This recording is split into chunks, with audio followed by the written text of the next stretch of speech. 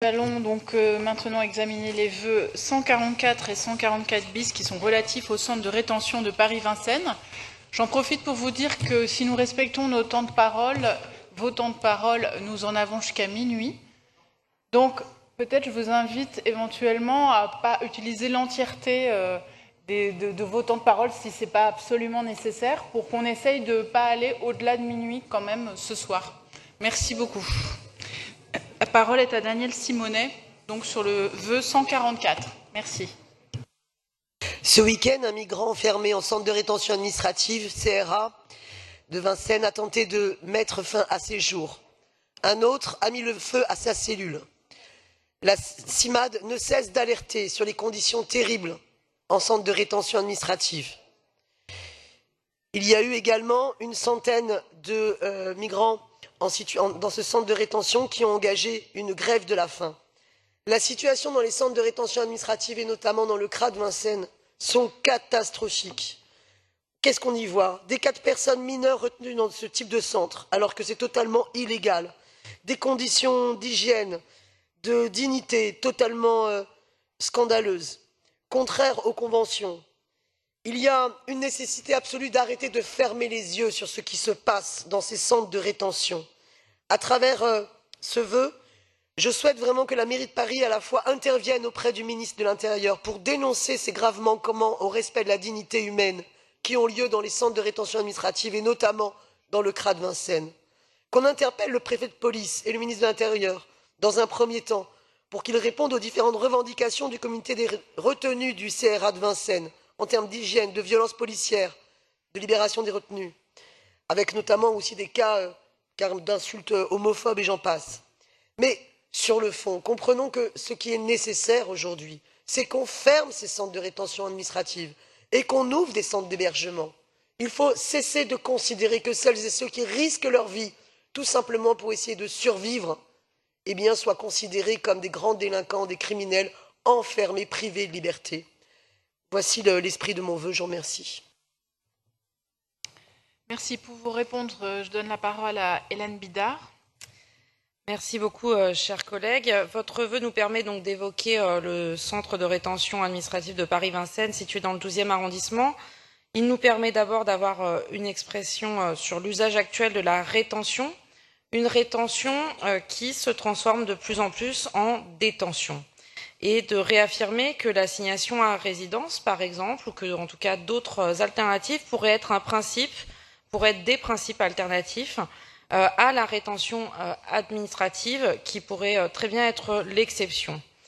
Car c'est bien le principe même de la rétention qui questionne, et notamment via la loi dite Asile et Immigration, l'augmentation de la durée maximale d'enfermement des personnes dites sans papier, qui est passée de 45 à 90 jours. Alors que dans les faits, les ambassades répondent en général, lorsqu'elles veulent répondre positivement, elles répondent dans les 8 jours si elles souhaitent répondre positivement, ce qui veut bien dire que les autres jours d'enfermement sont inutiles et au mieux inutiles, voire punitifs. Des parlementaires se sont rendus sur place pour faire un constat des conditions de rétention. Ils ont constaté qu'elles étaient actuellement des conditions assez indécentes, avec une absence d'accès aux soins complets, des violences et notamment des problématiques d'hygiène. C'est ce que rappellent les grévistes de la faim du CRA de Paris-Vincennes, mais également les associations telles que l'ASFAM ou la Ligue des droits de l'homme, et c'est aussi ce que le défenseur des droits a pu évoquer dans un avis. Nous vous proposons donc un vœu de l'exécutif pour revenir sur l'ensemble de ce que je viens d'évoquer, également pour évoquer la situation des personnes enfermées qui sont originaires de pays dits à risque lorsqu'ils sont réfugiés LGBT ou victimes de traite des êtres humains et que cela n'a pas été détecté. Je vous propose de retirer votre vœu, Madame Simonet, au profit de celui de l'exécutif, et nous interpellons également évidemment l'État pour que les conditions matériel soit plus digne dans ce CRA de Vincennes. Merci beaucoup. Je donne la parole à Monsieur le représentant du préfet de police.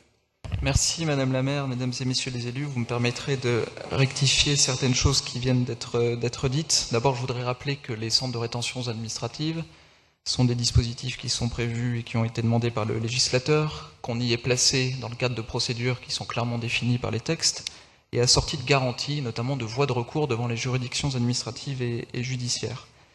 Deuxième chose, je voudrais rappeler qu'on ne place pas dans les centres de rétention administrative à Paris de façon illégale. Je me permets de le rappeler.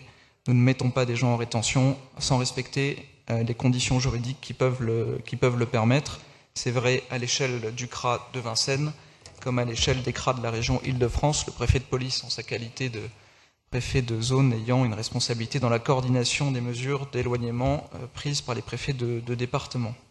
Quelques mots sur le CRA de Vincennes. D'abord, dans votre vœu, Madame la conseillère, vous évoquez un rapport de la contrôleuse générale des lieux de privation de liberté établi à la suite d'un contrôle qui a été réalisé au début de l'année 2017.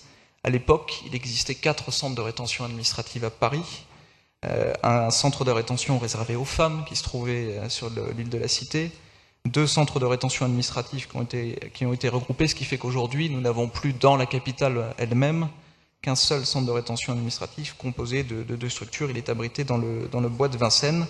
Le taux d'occupation est inférieur à 100%, c'est-à-dire qu'il n'y a pas de suroccupation des places de rétention et l'accueil des mineurs isolés se fait conformément aux règles de droit applicables au niveau national. La contrôleuse générale des lieux de privation de liberté émettait des critiques sur la situation et la qualité des locaux d'accueil des retenus. Des mesures ont été prises, à la fois pour respecter ces prescriptions et corriger des situations qui n'étaient effectivement pas acceptables. Réorganisation des locaux, opérations de rénovation lourde, y compris des blocs sanitaires, des canalisations, de l'assainissement. Ce sont des éléments évidemment essentiels. Réparation de toilettes jusqu'ici vétustes, installation d'agrès, c'est-à-dire d'installations sportives pour les retenus, mise en place d'une couverture totale du site par radio pour faciliter les communications et un nettoyage qui est réalisé quotidiennement par des équipes spécialisées. Le constat du mauvais état des sanitaires ne pouvant pas simplement être attribué au service de l'État. Dernier élément, c'est celui du renforcement de l'encadrement. À travailler dans un centre de rétention administrative, je ne surprendrai personne, pas forcément la mission la plus attractive. L'encadrement du centre de rétention administrative de Vincennes a été renforcé et les personnels, souvent jeunes, qui y sont affectés, c'est d'ailleurs une caractéristique, je le rappelle, commune à l'ensemble des services de la préfecture de police, font l'objet de mesures d'accompagnement par des gradés et officiers plus capés, plus expérimentés, pour leur permettre de réaliser leur mission. Un dernier élément sur la prise en charge médicale des retenus. Il y a la possibilité d'accéder au centre de rétention administrative de Vincennes à des soins. Les fonctionnaires de police sont là pour amener les retenus jusqu'au personnel soignant. Il appartient ensuite au personnel soignant, dans le respect du principe du secret médical, de procéder aux consultations médicales et d'apporter les soins qu'ils jugeront les mieux adaptés aux demandes et à l'état de santé des retenus. L'action des effectifs de police, de ce point de vue-là, est conforme, là encore, à la possibilité pour un retenu d'accéder à tout moment à des soins et au personnel soignant de pouvoir exercer leur activité conformément à leurs règles. Voilà les quelques éléments que je voulais rappeler. La situation peut toujours être améliorée, mais je m'inscris en faux contre les critiques qui ont été émises sur des comportements ou des pratiques illégales au centre du CRA de Vincennes. Merci. Donc, en réponse au vœu 144, l'exécutif a déposé le vœu 144 bis. Madame Simonet, est-ce que le vœu 144 est retiré au profit du vœu de l'exécutif? Je vous demande de bien vouloir répondre juste à cette question, s'il vous plaît. Je remercie l'exécutif de vouloir encourager l'assignation à résidence et non pas la rétention, mais je maintiens mon vœu pour la fermeture des centres de rétention. Donc, je vais mettre aux voix le vœu 144 avec un avis défavorable de l'exécutif. Qui est pour? Qui est contre? Qui s'abstient? Il est rejeté. Donc, je mets aux voix le vœu 144 bis de l'exécutif. Qui est pour? Qui est contre? Qui s'abstient? Il est adopté.